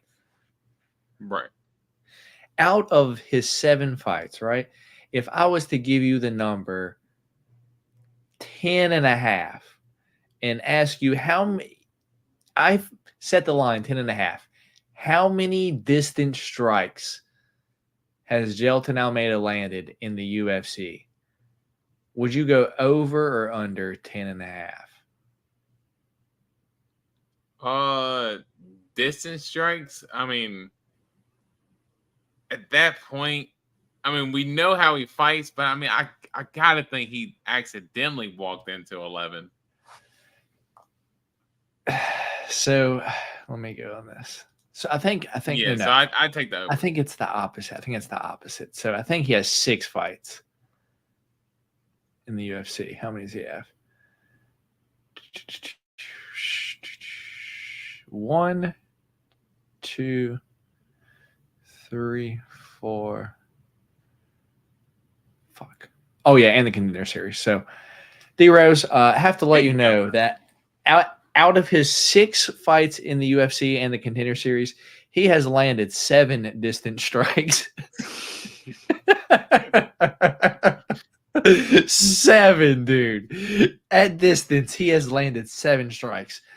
Guess what they were? Front kicks to the face, followed by a takedown, dude. So, yeah, dude, with that being said, dude, Curtis Blaydes, we haven't really seen anyone try to wrestle him. But the last time we did see someone try to wrestle him was Alexander Volkov, and he got him down, dude. As crazy as it sounds, Volkov got him down, and before that, it was like maybe 8 years ago. I think Cody East took him down a few times, but that's a long time ago. Yeah, dude, Gelton Almeida, young killer at this point. I'm just going to forget the last fight even happened because Derek Lewis don't have a neck to even choke out. So give me Gelton Almeida to go out there, throw a front kick, shoot for a takedown, get Curtis Blaydes down, and probably finish him in the first round. Which way are you going here, D-Rose? I've been back and forth on this fight all week, and I've just decided I'm going Gelton Almeida. It's split down the middle, so it is what it is. Yeah, I'm definitely caught up on this fight too. I think the biggest thing for me is that I just don't see Curtis getting finished, man. I think that's the you don't see Curtis getting finished. Lewis took Curtis now with a one-shotter. Damn right he did. Took him down with the damn tranquilizer gun. Yeah, I'd be damned if he didn't. Took him down with the tranquilizer gun, man. But yeah, I just can't envision. Curtis Blaydes getting finished by Gelton Almeida because I just don't see Gelton Almeida getting the submission But I could see Jailton's athleticism giving Curtis Blaydes a little bit of a problem. I just think Curtis is just a little bit flat-footed, a little bit of an easier target. Now, he might be a little bit more stationary in terms of having a more solid base as far as defending takedowns, but I think the thing with Jailton, he's just relentless when it comes to getting those takedowns. So I think he gets to a point to where he eventually ends up just getting the takedown, getting a lot of maybe like back control, top control. I think we see another. Unfortunately, I think we see a very similar fight with this one as it was with Jailton Almeida and Derek Lewis. I think Jailton is just enough to basically get control. I think he wins 30-27, but I don't think it'll be an entertaining fight, unfortunately. But I think Jailton gets it done. All right. So interesting. Me and D-Rose both on Malhadinho, Jailton Almeida. Crazy that, dude. It's like the thing. Another thing I like about this fight is like Curtis Blaydes wanted to test his striking against like Derek Lewis and like Sergey Pavlovich, dude. This is the fight to do it in, dude. Make Jailton stand with you and box with him. You know, let's see Jailton stand up because we haven't seen it yet. So Curtis Blaydes has a path to victory here, dude. Just can he make it happen? I don't know. Yeah, that and Curtis Blaydes, as you said, he tested his striking against Sergey Pavlovich out of all people. Like you decide to not go for a takedown at all. Yeah, IQ has never been the best for Curtis Blaydes either in some of those instances. So that's why it's kind of killed him in the long run in terms of him never fighting for a title. Nice. All right, Lush, let us know. We got 3 different picks so far. So I think you need 2 more on the main card, D-Rose. I think we can make it happen. Yeah. Yeah, we should be able to. All right. Up next, we got first fight on the main card. We got Piotr No Mercy Jan taking on the Kung Fu Kid. Song Yadong. You think your eye favor gave him that name, dude? Do you think your eye favor gave him that name? Probably so. 100%. Yeah, what are you talking about? The California Kid. Of course, it's got to be the kid. Yeah, well, that and it just sounds like something corny ass Uriah Faber would do, though. All right.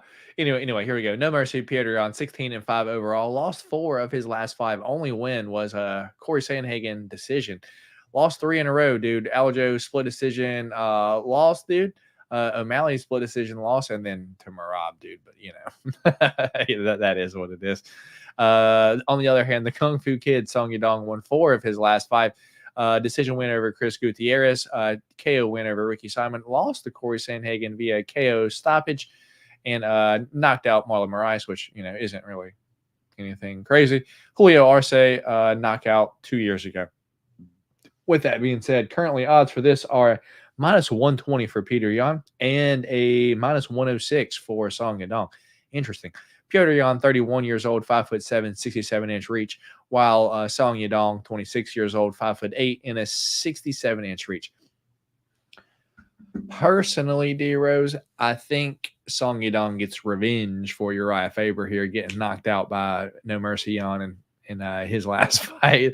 Dude, Song Yadong, a young killer, dude, 26 years old, maybe starting to come into his prime, dude. But on the other hand, Piotr Jan, still 31 years old, by no means out of his prime, but just his last fights just not going the right way for him, to be honest. But, dude, in this fight, I think Piotr Jan's the cleaner boxer, but the way UFC judges have been leaning, dude, that damage, dude, and just the way Song throws, dude, Piotr can be boxing Song up 2 minutes of the round, dude. But if Song lands 3 big punches in the last 2 minutes of the round, dude, I think he can end up stealing that round. And just Song's power is good. He's got solid takedown defense and solid wrestling himself, dude. So with that being said, give me Song Yadong to defeat Piotr Jan via decision this week here, man. Which way are you going here, man?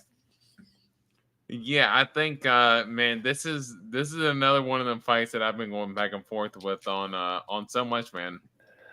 And I'm a big fan of I'm a fan of both guys, but I'm a real big fan of Song Yadong. I've been watching him for a while, and I've been on the hype train as far as him just being one of those guys who are just absolute killers that I love watching.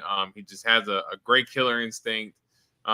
going out there for the finish every time. And I think if you go back and look at Petr Yan's fights, what's unfortunate for him is that he's on a 3-fight losing streak. But, man, if you go back, I mean, the Moroz fight, as you said, that fight, it was what it's it was. Moroz. Yeah. And, I mean, I even picked Petr Yan going into that fight, but I was still even a little bit surprised to see Moroz dominate him like that. But you go back in that O'Malley fight, and if you go back in that Sterling fight, now I did pick O'Malley and Sterling in both of those fights, as you did as well. But you could very well make the argument that Yan actually won those fights. Those fights were razor thin. Both came down to split decisions. And yeah, I still think Yan still got it, man. And honestly, I think he's a little bit of the cleaner fighter between the two. I think Song goes in there a little bit too much and sometimes want to get into a little bit too much of a brawl. I think Jan's just got his back against the wall, and I think he's just got a point to prove here, man. So I'm actually, I'm a fan of Song Yadong, so weirdly enough, I'm going to be rooting for him. But, man, I'm actually going to pick Petr Yan here, man. Yeah, I think Petr Yan actually gets it done here. I'm actually with Derek right here. I think he gets it done by decision. He's not finishing Song Yadong. Song Yadong's way too tough. I think in another was going to be a hell of a scrap. I think there's going to be a hell of a scrap between these two. I think Petr Yan gets it done. All right, another different pick. D Rose on No Mercy Petr Yan, and I am on the Kung Fu Kid in Song Yadong. So with that being said, we'll move on up to the next fight. Man, another banger that we have, which is Gilbert Durinho Burns taking on Australia's own Jack Della Maddalena, dude. Gilbert Durinho Burns, 22-6 overall, won 3 of his last 5. Last loss was to Bilal Muhammad 9 months ago, shoulder injury. And then George Masvidal via decision, defeat George Masvidal, and defeated Neil Magny via arm triangle, lost to Khamzat in a hell of a fight a year and 10 months ago, dude. Time flies once again. And then a decision win over Wonder Boy Stephen Thompson, as where Jack Della Maddalena has a Kevin Holland split decision win in his last fight. Basel Hafez split decision win. Crazy enough. Randy Brown rear naked choke after dropping him. Danny Roberts KO, and then Ramzan Ameev body punch KO. So currently odds for this are plus 136 Gilbert Durinho Burns, minus 174 Jack Della Maddalena. Gilbert Durinho Burns, 37 years old, 5'10" and a 71-inch reach, while Jack Della is 27 years old, 5'11" and a 73-inch reach. D Rose, I'm gonna let you break this one down, dude. I'm going Jack, and I'll tell you why, but I'm gonna let you break it down, make your pick first, and then I'll go mine.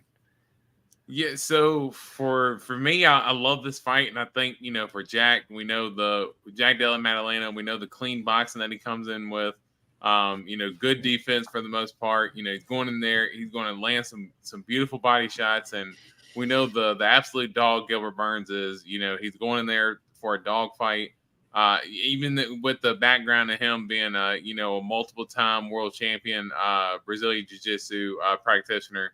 He's always going in there and looking for a dog fight. As you said, that fight with Khamzat, dude, one of the best fights I've ever seen. So we know what he's capable of as well. For me personally, in terms of this fight, I think I'm going to go Jack Della Maddalena, and I think for this reason, I think a lot of people go to JDN's last fight against Hafez, right? The one right before the Kevin Holland fight. But close. Yeah.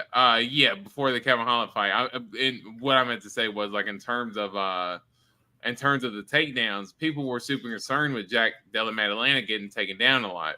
Now, people weren't concerned about going into the Kevin Holland fight, but people were concerned about getting taken down in that fight a lot. And I wouldn't necessarily say that he was getting taken down more than he was really just every single time Hafez was going for the takedown, he would just kind of go for an ill-advised guillotine and just get himself on bottom every time. But he was able to manage to get himself up every time as well. Now, I think for someone as dangerous with his jiu-jitsu as Gilbert Burns, just don't think that Jack Della Maddalena is going to end up making those types of mistakes if we do see Gilbert Burns go for a takedown. And I think if Gilbert Burns does not go for a takedown, man, I just don't see how he's able to close the range. And on Jack's boxing, we've seen Gilbert Burns get hurt before at certain times as well. His chin has held up a little bit better at 155 or 170 compared to 155. But I still think that JDM, I think if you give him enough time to land those precise shots, man, I think it's slowly but surely he gets you out of there. Man, I think JDM even gets a knockout here. Let's go second round knockout for JDM. All right. I agree with you. And I'll tell you why, D-Rose. I'm glad you highlighted the Khamzat fight. First of all, I want to say I'm a huge fan of both of these guys. How can you not be a fan of Gilbert Durinho Burns? If you're a fight fan, how can you not be a Gilbert Burns fan? You know, dude goes out there, puts on a performance, goes for the finish every single time, or at least tries to, dude. At least most of his fights. Maybe not the Wonder Boy fight, but it is what it is. Yeah, dude, this is an interesting fight, and I love the fight, as you said. I have to go Jack because I personally think that Khamzat fight for Gilbert Burns, dude, I think that was Gilbert Burns maybe giving everything he had left, dude. That was a hell of a performance, and even before that fight, we had seen him get dropped by jabs, dude, and even in that fight, he got dropped by a jab, and since then, dude, I think he's gotten dropped again by a jab. Who did he fight? Who did he fight after Khamzat? It was Neil Magny. I think the law dropped him out the jab too, dude, or at least hurt him. And dude, Jack's boxing is just so clean, dude, and he has a very, very good jab. So just like you, dude, I have to go Jack Della via knockout. I just think Gilbert's chin isn't fantastic, dude, and you got to have a fantastic chin to absorb the damage that Jack's going to throw at you, man. As I said, I think that the Khamzat fight was everything that Gilbert had, and he really poured it out, and I just don't know how much better he could get, and I think that we're going to see the deterioration of Gilbert Durinho Burns, and I think Jack knocks him out this weekend, unfortunately. But, yeah, give me Jack by knockout. Me and D-Rose both on Jack Della via knockout here this week. So next fight of the night, the feature fight of the night, an interesting one. We have the UFC newcomer coming in, D-Rose. The Trailblazer Holland taking on the UFC newcomer. That is Michael Venom Page coming over from Bellator. Kevin Holland is 25-10 overall. Won 2 of his last 5. Last loss to Jack Della Maddalena 5 months ago. Submitted Michael Chiesa. Santiago Ponzinibbio knockout. Stephen Wonderboy Thompson lost via retirement, a broken hand. I don't know. And then Khamzat Chimaev, round 1, Darce choke, you know. On the other hand, Michael Venom Page, out of his last 5, or he has 21-2 overall out of his last 5 fights. He has 4-1. Only loss was to Logan Storley, which, to be honest, out of all the fighters here, maybe the only one that maybe kind of UFC level, possibly. I don't know. On a good day. Currently, odds for this fight are -142 Kevin Holland, +112 for Michael Venom Page. Kevin Holland, 31 years old, 6'3" and an 81-inch reach, while Michael Venom Page, 36 years old, almost 37. The 6'3" and a 79-inch reach. D-Rose. Yeah, man, you can probably speak to this more than me, but this is kind of one with me where until I see fighters fight in the UFC, Bellator fighters to me are kind of like low-level UFC fighters. And when they fight the top level, you find out real quick that some people just made the jump real, quicker than they should have. And, until you're a top-level Bellator fighter, it's kind of hard to see you in the UFC. But Michael Venom Page was that, a top-level Bellator fighter. Crazy striking. I loved watching his highlights. Crushed people, dude. Flying knees. They were literally breaking people's skulls, breaking people's legs with leg kicks, breaking people's noses with, foot kicks, dude. The dude seems to be made of iron.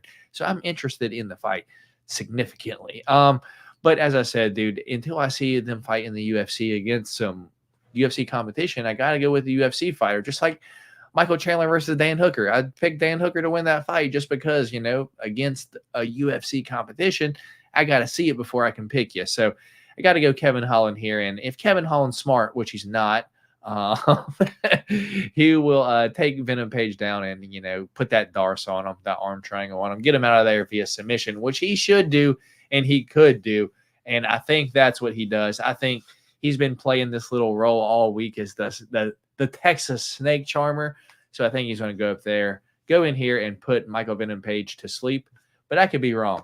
Michael Venom Page could be the first person to knock Kevin Holland out, and it wouldn't surprise me one single bit.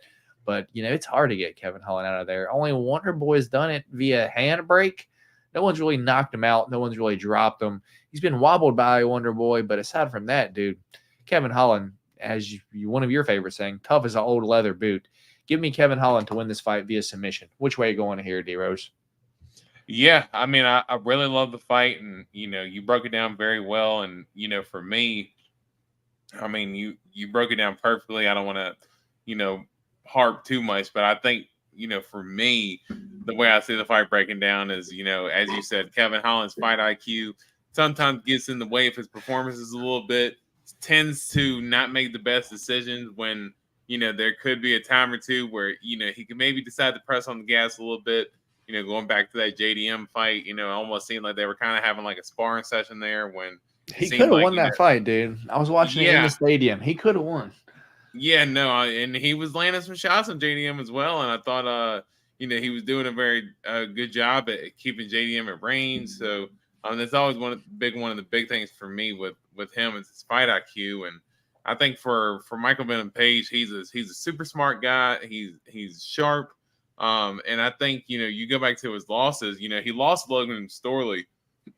And Logan Storley, I do think he's UFC level in terms of championship. Maybe not, but Logan Storley is a great decorated wrestler, and you can even go back to that fight, and you make the argument that MVP actually won that fight. It was for the interim Bellator welterweight title when they fought, and you can make the argument that MVP won. So I think he's done a really good job at rounding off his game in Bellator, and I think he's a little bit older, 37, to be making a UFC title run.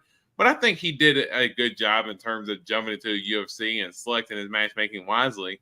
And I think Kevin Holland is the type of guy who kind of plays right into the trap of MVP. And I think MVP, even though he has a weird, awkward fight style, he fights with a lot of forward pressure, man. And I think if you can get Kevin Holland, kind of backing up on his back foot there, I think that's where you can take advantage of him. And I think that's what MVP does. As you said, I don't think MVP finishes him because I think Kevin Holland is way too tough. But I think MVP gets the job done in a sneaky good fight, man. And I think MVP, I think he kind of shows the UFC world that he's ready for the top level guys.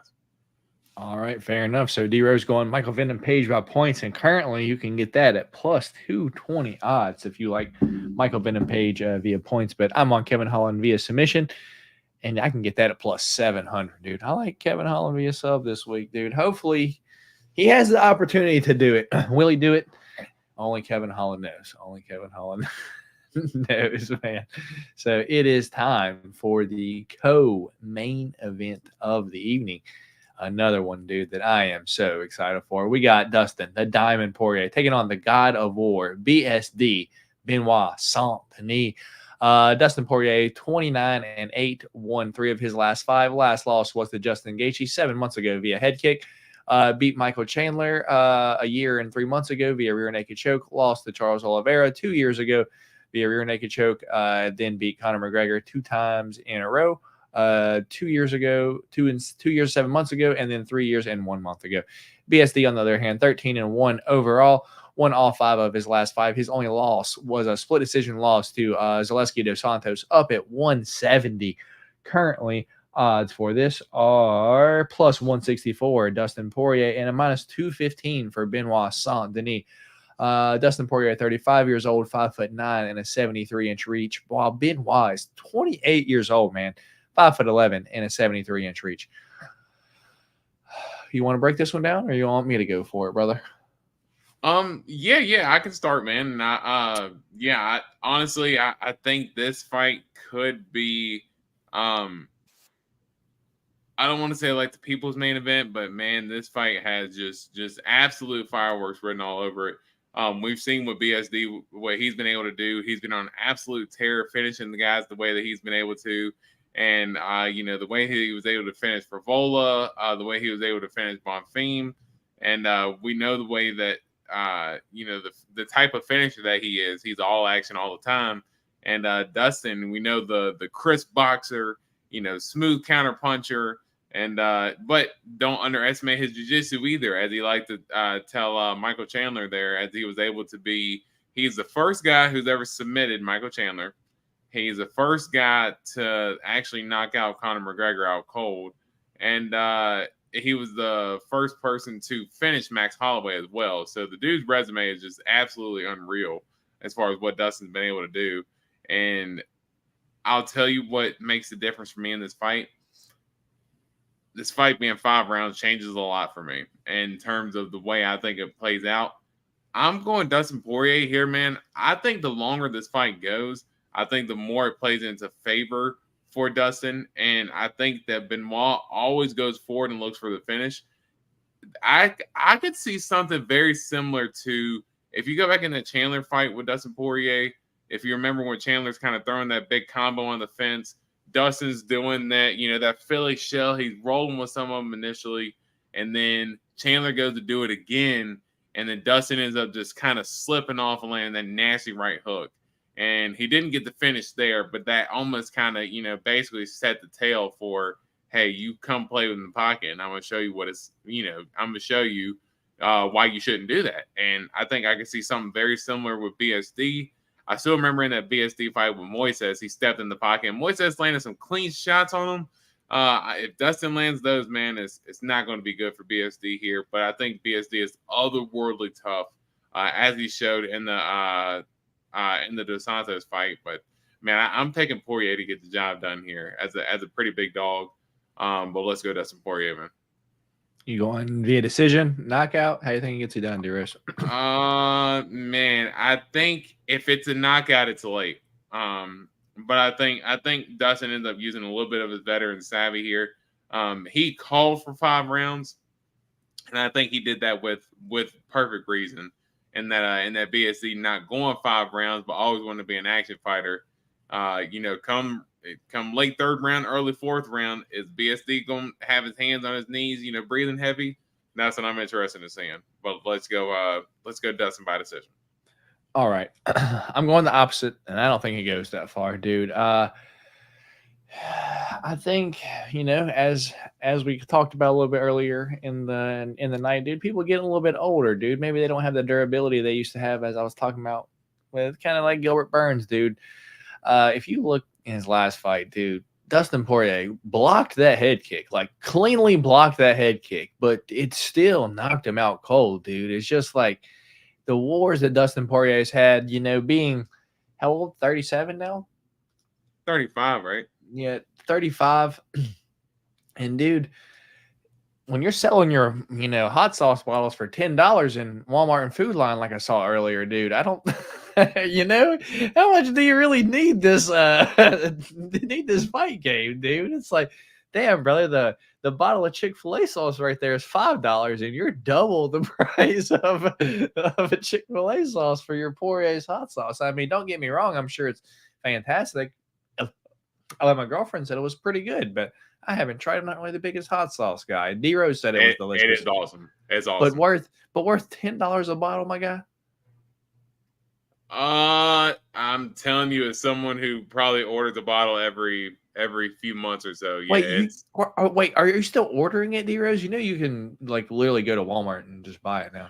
The Creole maple flavor is the one. Well, because actually the one around here. Oh, so you're really into it. You get the special flavors and all that. Yeah, no. Well, and that one I do love. There's a Creole maple flavor that is absolutely delicious. It's awesome. But that and I know the Walmart thing. It's in select stores. So unfortunately, the ones in this area do not qualify. So yes, the ones that I do want. I had to order online. All right, but hey, I'm not gonna lie, it's really good sauce. I did see it in the Walmart here, dude, and $9.99, dude, for a bottle of hot sauce. I'm like, dude, he has got to be just making bank at this point, dude. That's so much money, like for a condiment. It is what it is, though. But yeah, dude. That being said, I don't think he doesn't need this, dude. Durability kind of starting to wane. BSD, young, hungry, and, throws absolute disgusting body and head kicks, dude. And, he's just going to throw them at you, whether you're blocking them or not. He's going to throw them. So whether DP is blocking them or not, he's going to be landing those head and body kicks, dude. And I think he just ends up getting DP out of there. It wouldn't surprise me if he ends up dropping DP and then maybe sinks in a submission on him, BSD early sub. But, dude, he can knock him out too, and it wouldn't surprise me either way. I just got BSD via finish here. Now, am I going to be a little like, oh, fuck, what do we got here when it's like the second round and, Poirier is starting to pull up his shorts, fix his hair, starting to spit and shit like that? I want to be like, oh, fuck, DP's coming on, brother. Poirier's got the skin fade this time, though. He does not have some long quality hair. He has skin fade, so you might not see as much hair raking with his fingers this time. So who knows, man? But I'm going BSD to finish Dustin Poirier. I don't think it makes it to the distance. I think BSD finishes him. So another different pick for me and D Rose here this week. So it is main event time. So if you guys haven't already, please do me and D Rose a favor and hit that thumbs up button for your boys over here breaking down UFC 299. But it won't be the last time because me and D Rose sorry, D Rose, I didn't ask you. Do you mind stopping by Change of Cheddar Friday, 10 p.m. D Rose? I try to get a few people on, but apparently it's a big week and no one wants to, spread themselves too thin, say the same thing too many times in a row. But yeah, so me and D Rose will be here one last time, Change of Cheddar Friday. But it is main event time.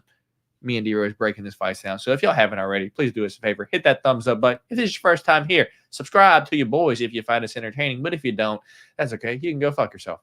That being said, it is main event time. Sugar Sean O'Malley versus Marlon Chito Vera. Numero dos, number 2, D-Rose. Sugar Sean O'Malley, 17-1 overall in his last 5. He is 5-0. I'm going to count that as a knockout over Pedro Munoz, because socked him. Broke his eye socket in the other eye and then claimed that he got eye poked in one eye. Anyway, Marlon Chito Vera, 23-1 overall. Only loss in his last 5 was to Corey Sandhagen via split decision, in which, dude, I don't know how that was a split decision, to be honest. I thought that was a clean win for Corey Sandhagen. Pretty much just wrestled him. That's what happened. Currently, odds for this are minus 280 for Sugar Sean O'Malley, plus 210 for Marlon Chito Vera. Sugar Sean O'Malley is 29 years old, 5'11" and a 72-inch reach, while Marlon Chito Vera, 31 years old, 5'8" and a 70.5-inch reach. D Rose, until this week, dude, I have been like, I should have brought this up on the screen, but I guess it don't really matter too much. Until this week, I had been high on Sugar Sean O'Malley via decision, man. I think Sugar's more clean, in and out, the footwork. As I said, look to the Corey Sandhagen fight. Chito Vera had a hard time tracking down Sandhagen in that fight, and when he did, he got just taken down. I don't think O'Malley's going to shoot for takedowns, but I watched Embedded, I watched Countdown. It looks like he's been wrestling a lot. So if he implements that wrestling into his game plan just a little bit, gets Chito down maybe 1 or 2 rounds, dude, I'd be like, hell yeah. But unfortunately, dude, when I look at the line for Sean O'Malley via points, dude, it's now plus 125, dude. I can't even do that at this point. So that shot, I can't bet it anymore, dude. So what I did look to is, dude, Sean O'Malley does the unthinkable, dude. He finishes people that have never been finished. And I think, dude, that O'Malley power, leading back to that Pedro Munoz fight, broke his eye socket. One punch, dude. If I know Chito's never been finished, dude, but I'm feeling it again this week, dude. The Sugar Sean O'Malley round 2, round 3 KO prop currently on FanDuel is plus 650, dude. I don't mind that. Or round 2, round 3, it's changed now. Sugar Sean O'Malley round 2, round 3 KO is now plus 700, dude. And I don't mind that. Once again, I didn't bet it last time. I should have. I bet Ilya. It cashed. I might bet it again this time. I don't know how confident I am in it, but maybe I might throw a 50 on it. Give me Sugar Sean O'Malley to KO Chito Vera in round number 2, dude. That's interesting, man. Yeah, yeah, I didn't realize the line was as large as it is. I mean, but over under right now at 4.5, so maybe something to keep in mind there as we proceed. But especially if you think the finish will come a little bit earlier. But for me, I think the big thing coming into this fight is we obviously saw the way the first fight played out. Leg kicks took him out, took Sean O'Malley out. Ultimately, but a lot of people would say that, hey, well, Sean O'Malley's injury prone and stuff like that. But man, if you look back at his fights, man, I mean, he hasn't really, shown to be really too injury prone or anything like that. Now, the one thing that you could maybe pick a couple holes in Sean O'Malley's game is, I think they're in that third round against Peter Yan. Maybe it's just his breathing technique or whatnot, but man, he was doing a lot of heavy breathing there in that third round, and that was something that was a little bit concerning for me. As far as projecting him moving forward in 5-round title fights. But that was a round that he also won, though, too. So right. But what I'm saying is, in terms of just his cardio carrying out late into the fight, Chito is a guy that gets better as the fight goes. So that's going to be a tricky thing for me, is that if Sean ends up almost blowing his wad trying to get the finish early, is he going to leave Chito lingering while Sean O'Malley, you can see the power in his shots kind of dwindle down a little bit. You can see his footwork not be as clean as it was. That's what I'm curious to see. But I think ultimately, just the way Marlon Vera, when he has the fights where he just doesn't bring it, man. Like if you go back and look at the like that Sandhagen fight, I mean, he just wasn't bringing it. But also in another fight, look at the Dominic Cruz fight. And if you go back to that fight, I believe Dominic Cruz is up on all the judges' scorecards, even though Dominic Cruz had been dropped a couple times in that fight. And I think it's just because Cheetah's defense, to a fault sometimes, he lets people land, even if they're not landing the cleanest, he's letting them land enough to where, in the judges' minds, it's going to sway the judge toward the guy who seems to be landing the more shots. And I think that's where Chito can kind of fall behind. He was able to, hurt Rob Font multiple times and not get him out of there, but hurt him to where he swung each round and was able to get Dominic Cruz out of there. I think if he does not get Sean O'Malley out of there, man, I think Sean O'Malley basically ends up winning the fight by decision. But in order for Chito to win, Chito's got to put on that forward pressure. To see if he can put Sean O'Malley on his back foot and really make it a dog fight. Because if he doesn't make it a dog fight, I think Sean O'Malley just picks him apart at distance and gets a dub. Fair enough. So me and D Rose both on Sean O'Malley. I think he knocks out Chito. D Rose thinks that he wins via decision. What's your thoughts on Aljamain saying that he heard through the grapevine this week that Chito had a bad camp? Do you really look too much into it, or do you think it's just all not fun and just games being played, making people think that Chito didn't have a good camp or anything like that? Man, I don't know. I mean, it could be something that's put out there, but I know Chito is someone who I'm not going to say trains often with Aljo. I listen to Aljo's podcast, and that's where he ended up saying that from.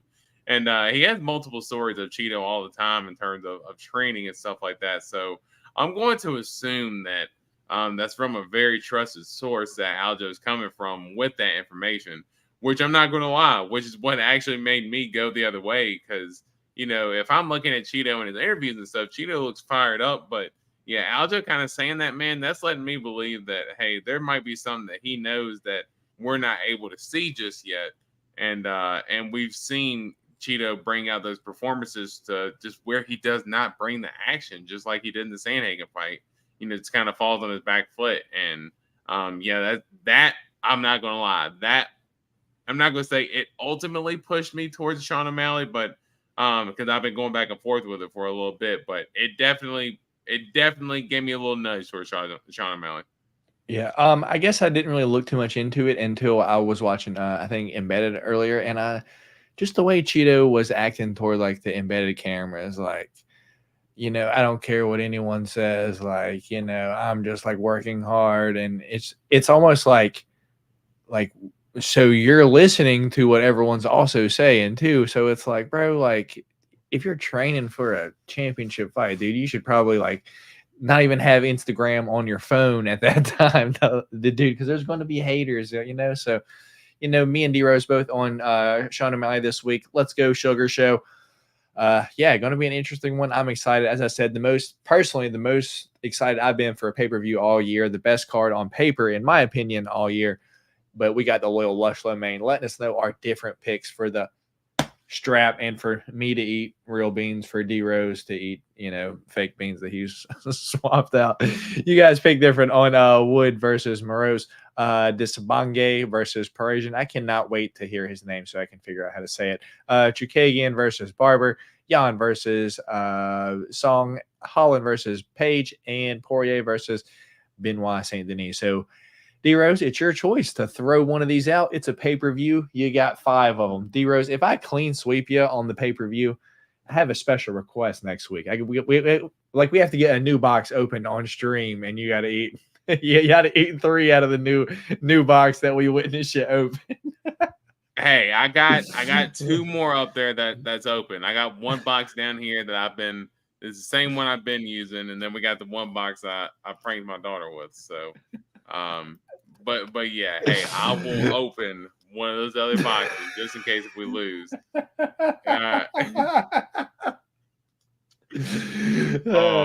I'm hurt, Austin. I'm hurt.